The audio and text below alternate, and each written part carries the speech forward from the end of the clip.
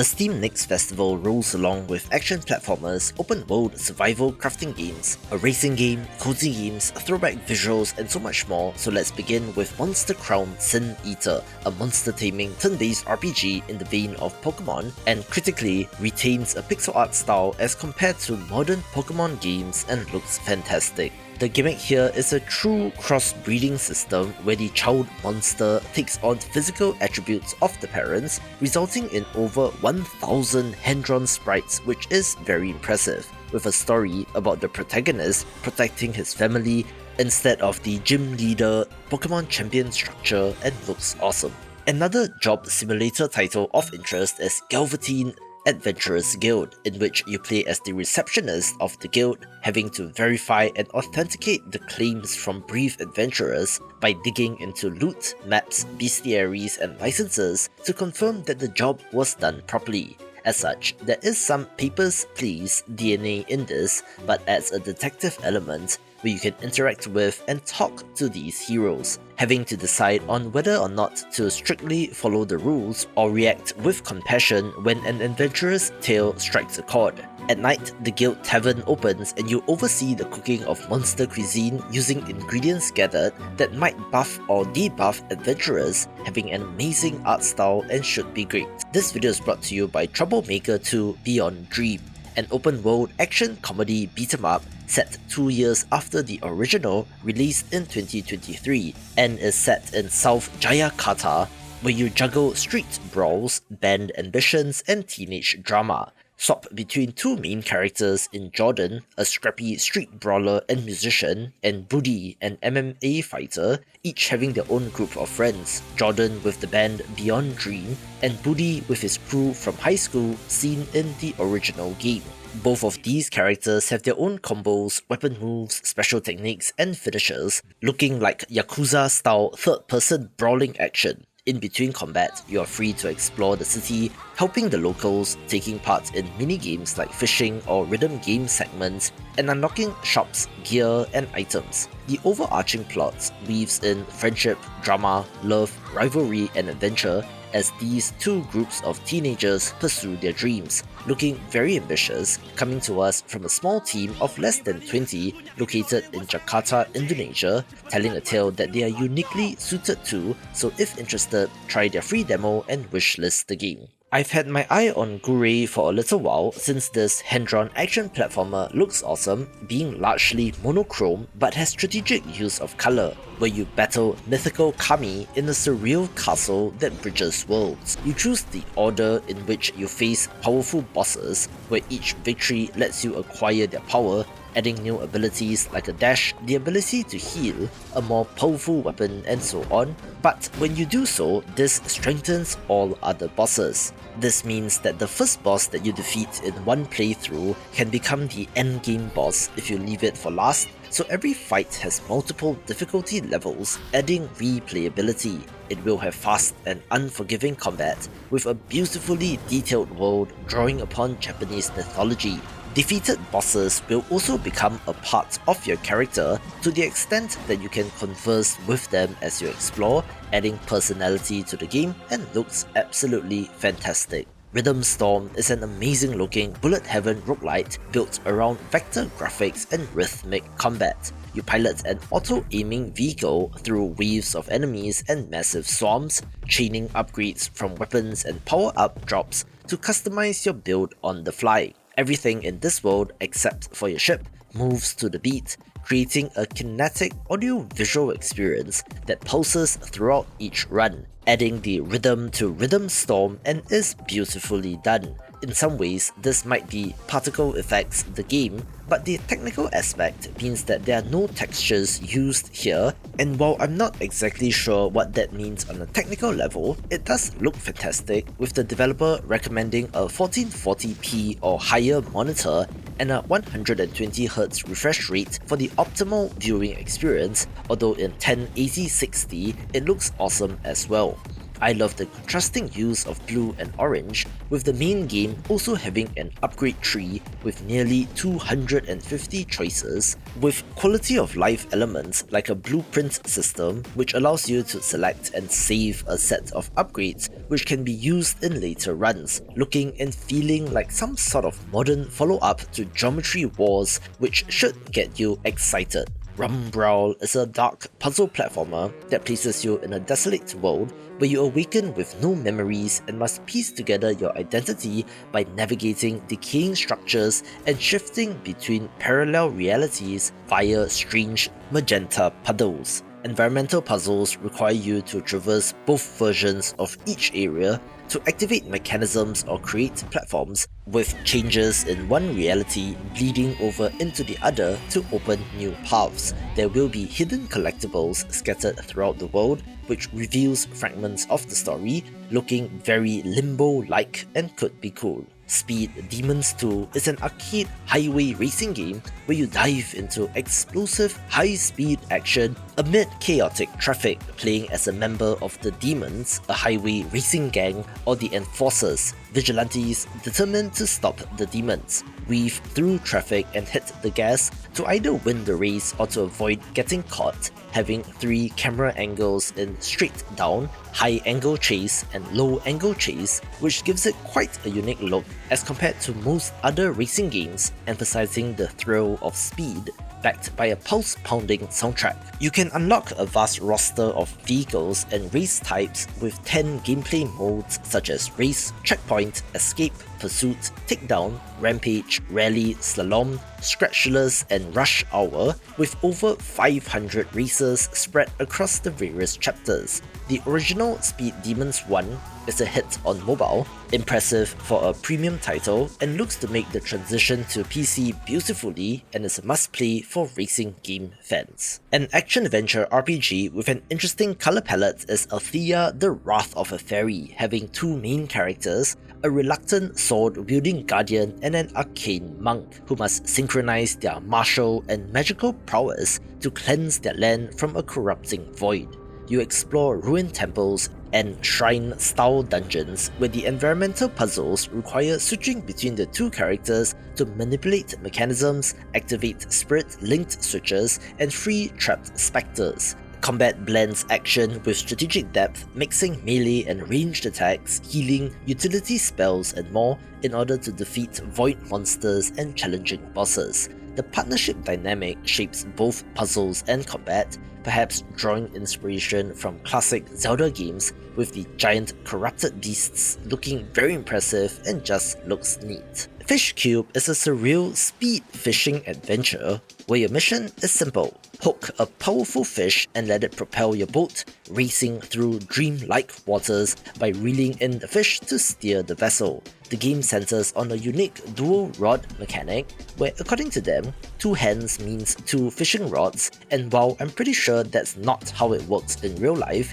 you're using 1 rod to steer your fish engine while the other catches additional fish. Each time attack level throws you into increasingly bizarre aquatic landscapes packed with strange creatures that behave unpredictably, demanding fast reflexes and precise timing to avoid being overpowered, mixing racing intensity with unconventional fishing with that throwback low-poly look, and is very indie games. Bang Bang Barrage is a multiplayer shooter where you team up with friends sitting on a boat, battling Cthulhu's minions, having to master the recoil-based mechanic if you want to be successful. Aiming and firing allows you to dodge bullets as well, so you need to be spatially aware of where your boat is relative to enemies and their projectiles, looking challenging in solo play but ramps up the chaos when you play with up to 3 other players in local or online co-op. You will get a choice of power-ups to select from, upgrading your vessel and weapons during a session, crafting loadouts that suit your playstyle, with new traits, upgrades and challenges in every run, wrapped up with a simple but adorable art style. This developer has been hard at work with the current version being Demo 2.0, so they have been adding and updating the demo version itself, and it's certainly worth a try. I love my Metroidvanias, which is why Trash Heart got my attention, and in digging deeper, I realized that this is from the developer of Trash Quest from 2021, which is a neat little one of these, so this follow-up looks to be a bigger, better, and more refined version of that game. Set on a junk-filled planet ruled by the Trash Lord, you play as a raccoon scavenger, battling your way through in order to stop this powerful entity, uncover powerful artifacts that expand your traversal and combat abilities, while confronting hordes of malfunctioning robots, adding a dose of precision platforming as well as bosses to battle. Movement includes jumps, dashes, and more, along with weapon variety, which gives you plenty of options, having an interconnected map, Metroidvania style, and simply looks like a good one of these. I'm pretty sure that Deus Mantle is a play on the word dismantle, and fittingly, it's a survival sandbox RPG where you explore infinite procedurally generated worlds to craft, build, fight, and uncover ancient secrets, all while seeking a way home. As such, this follows in the footsteps of games like Terraria, Don't Starve, or Crashlands, but with a pleasant hand-drawn art style, where you know the drill by now, starts with basic resource gathering of wood, ore, and plants, and eventually progress up the tech tree that lets you craft gear, weapons, furniture, automation lines, and magical factories. Yes, you heard that right, there is a fantasy and magic element here, not being constrained by real life, with real-time active combat and multiple biomes to explore as well. The base building system looks impressive, allowing you to design and customize your own base, looking like a well-made one of these, although I wonder if there is a definitive end, which rolls credits with the whole going home thing, so I guess we'll have to see. Another bottom of screen idle game of interest is Not Monday Cafe, a cozy cafe management title where you run a charming eatery and welcome adorable animal customers. You grow ingredients on your farm plots, harvest crops, and then process them into dishes using a variety of kitchen appliances that you unlock and upgrade to expand your menu. During the workday, your staff handles cooking, serving, and cleanup, while you fine-tune the layout and decor of your cafe to boost customer satisfaction and to maximize tips. As you level up your kitchen and expand your farming area, you unlock new recipes and decorative options, allowing you to personalize your shop, all wrapped up with adorable pixel art and just looks like a great entry in this space. One of the most anticipated city builders is Pompeii the Legacy, a generational sim title where you lead a Roman family in the shadow of the eruption of Mount Vesuvius, overseeing reconstruction of the city post-disaster and spans over 200 in-game years. You are constructing road networks, aqueducts, resource pipelines, and production facilities, clustering complementary buildings together to optimize efficiency and to unlock passive bonuses. Trade routes connect you to Mediterranean markets, making diplomacy and market timing crucial as you navigate volatile resource demands. Research both technological advancements and philosophical policies, balancing infrastructure upgrades with social welfare improvements like education, religion, and civic services. Random events includes earthquakes, plagues, fires, and volcanic tremors, which demand rapid response, testing your emergency preparedness and disaster resilience. All decisions tie into imperial relationships where you can interact with the emperors of the day, looking like a fantastic entry in this genre. A game which is all art style is Gombo, an open-world survival crafting adventure with an art style reminiscent of Cuphead and looks great. Set in a whimsical world, you are gathering resources, building and exploring as you attempt to uncover the secrets of this realm. Similarly, you begin by harvesting materials like wood and stone, using these to craft tools, weapons, and utility gear, or to construct structures ranging from shelters to homesteads and farms. As you push beyond the initial forest and dungeons, you encounter increasingly dangerous creatures, elite enemies, and giant bosses that demand strategic combat mixing melee weapons, magical powers, and crafted items. It will also have a day-night cycle, handcrafted dungeons, and a variety of biomes, as well as co-op support, looking so good and could be huge. Silver Daze is a retro-inspired JRPG set in a frozen, fractured world where you guide a cast of teenagers on an emotional journey to reunite with friends and mend reality. Collect hundreds of cards through exploration, combat, and limited trading, constructing a party deck focused on elemental combos and strategic depth. Battles unfold in thoughtful, turn-based encounters where timing, deck customization, and exploiting enemy weaknesses matter. The world comprises of colourful biomes, from icy ruins to surreal dreamscapes, filled with hidden lore and fragmented story pieces that deepen character arcs as you progress. Each character has their own coming-of-age narrative, intertwining personal growth with combat rules and party synergy, and looks like a heartfelt, emotional tale. A pretty cool-looking survival crafting title is Mistaken, being a side-scrolling entry, so think Terraria, but with more of a horror influence. The world has been overrun by an eldritch mist, and the remnants of humanity struggle against horrifying creatures where you play as such a person, having to explore procedurally generated landscapes to gather resources essential for crafting and fortifying your refuge. Scavenge for randomized weapons, armor, and gear, each with unique stats and effects, while building your shelter and setting up defenses as you prepare for the onslaught. Experiment with Cartifacts, magical trading cards that combine to yield powerful combat and survival bonuses. Combat is tense and strategic, pitting you against grotesque monsters, with of course there also being boss fights, including a worm-like boss quite like the Eater of Worlds. And of course, according to the narrator, there is another way to pronounce this title in Mistaken, which is clever. I covered Okko The Exiled when it was first reviewed, primarily of course due to the pixel art, and it's a side-scrolling action platformer where you play as a horned demon warrior on a quest through the demon realm of Kutala to fulfill an ancient vow, to defeat the demon lord and to link his world to the heavens.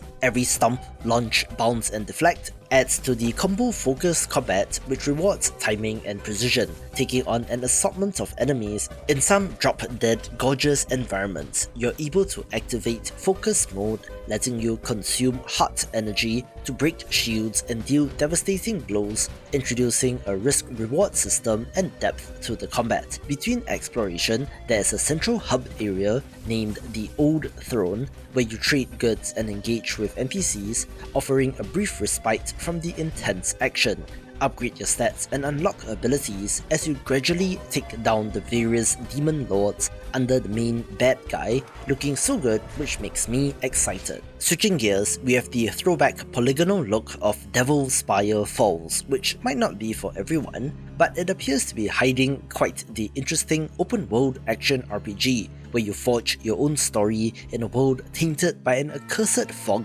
After the first Devil Spire collapses, create your own unique character, selecting from a variety of races, classes, origins, stats, skills, perks, gear, and magic that explore this dark fantasy landscape filled with villages, dungeons, bandit camps, and hidden zones that adapt to your every decision. Combat demands adaptability, with over 18 types of weapons from swords to muskets, dozens of combat skills and perks, and a magic system capable of over 100 effect combinations. Every action has real consequences, since no character is sacred and presumably can be killed, so your choices carry weight. Gameplay is not just limited to combat, with the trailer opening with a shot of first-person farming, but also includes fishing, crafting, building your own home, hunting monsters, taming beasts, and more. Dungeons and the overworld are connected, letting you sneak past challenges, brute force your way through,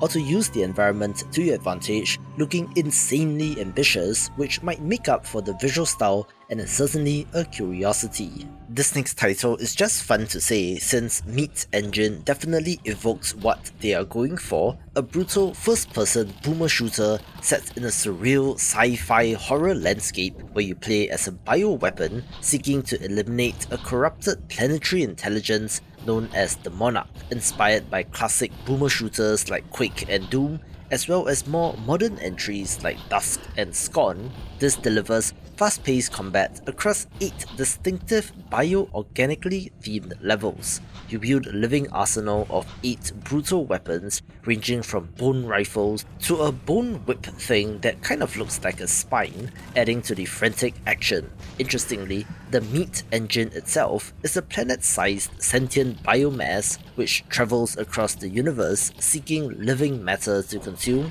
but when it does, it absorbs them imperfectly, resulting in mutation, spawning these creatures that battle through the endless fleshy corridors, tunnels, and grotesque chambers of said meat engine, looking like boomer shooter goodness. Chrono Gear Warden of Time is an awesome looking pixel art 2D action platformer where you play as said Time Warden, having to repair fractured timelines, slash and dash your way through handcrafted levels using fluid sword combat and time warping abilities to defeat your enemies. You have time-related special abilities like using haste to speed up movement and combat, or stasis to slow enemies down and to solve puzzles. The game combines intense action with exploration, with a central hub area linking to the different missions, which itself evolves and includes some familiar faces from the Hololive universe, since yes, this is indeed a VTuber game,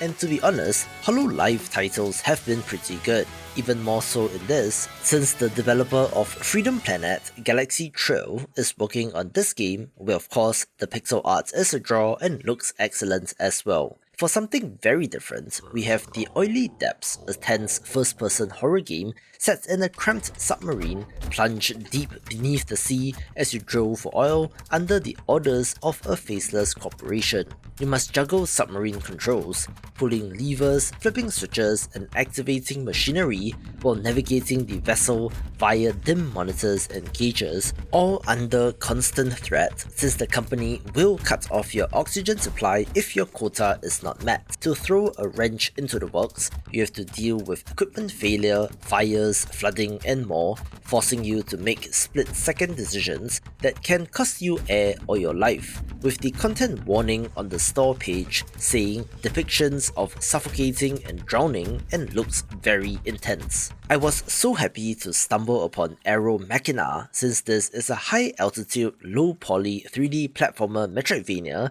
starring an android built from aircraft who must soar, fight and explore to uncover why humanity vanished. Of course, you might be able to see the pseudo-regalia in this game, with this perhaps having slightly more modern graphics, mixing platforming, flight as well as intense combat. Slash through your enemies using a propeller blade, then unlock jet wing abilities that open new zones and change how you move and fight through this world. Weapons are upgradable and each new tool lets you exploit enemy weaknesses or gives you new mobility options, with non-linear exploration, hiding secret areas, gear upgrades, and both allies and rivals to discover, all while you piece together the story. It looks pretty sick as well, being a throwback to the PSX era, with the game planning to include New Game Plus, speedrun and randomizer modes which provides replayability, where they don't quite make games like this anymore, so I'm glad that an indie developer is doing so. One of my most anticipated titles is Outrider Mako, a pixel art 2D action-adventure game in which you are a courier delivering packages to the gods. Combat is interesting, having shoot-'em-up segments as well as jumping, having to first slime enemies with a red nectar, slowing their movement, and then finishing them off using weapons, stakes, and elixirs. Defeating creatures and completing orders earns you Divine Blessing talismans that provides buffs such as increased speed or item drops. As you fulfill delivery missions, you gather seal stamps to fill your apprentice notes and unlock further mysteries of the realm as you work towards getting back to your own world, battling through an assortment of Mononoke or vengeful spirits, where the timing is pretty much perfect for this game since it releases very soon. I first caught wind of this game on social media and Crimson Capes immediately impressed me, which I suppose is technically pixel art but rendered in 3D, giving it an awesome look. This is a brutal side-scrolling action RPG where you play as a member of the Crimson Cates, a witch hunting guild that is under the command of the left hand of the king, i.e. the more undesirable but necessary activities that the establishment cannot be seen to be behind. Interestingly, there appears to be multiple heroes which you can play as, each with their own playstyle and skill tree, with deliberate tactical combat with feints, spinning cuts and powerful finishers, while wielding both steel and sorcery. As you explore the world and take on dangerous missions, of course there's a greater conspiracy at play here which you need to uncover, also having co-op PvE support as well as PvP, where you invade another player's game as a Death Blade, seeming to be Dark Souls inspired while still doing its own thing. A title that has potential to be on a Game of the Year list somewhere and is pretty much a no-brainer to check out is Windswept, a charming 2D precision platformer starring two adorable protagonists and a duck and a turtle, swept away by a storm and have to find their way home. People have likened this to Donkey Kong Country, with the two characters having unique abilities, and the developer has been showing off some devious Celeste-level platforming challenges on social media, and I can easily see this being as, if not more popular than that game. Watch this video for more pixel art titles.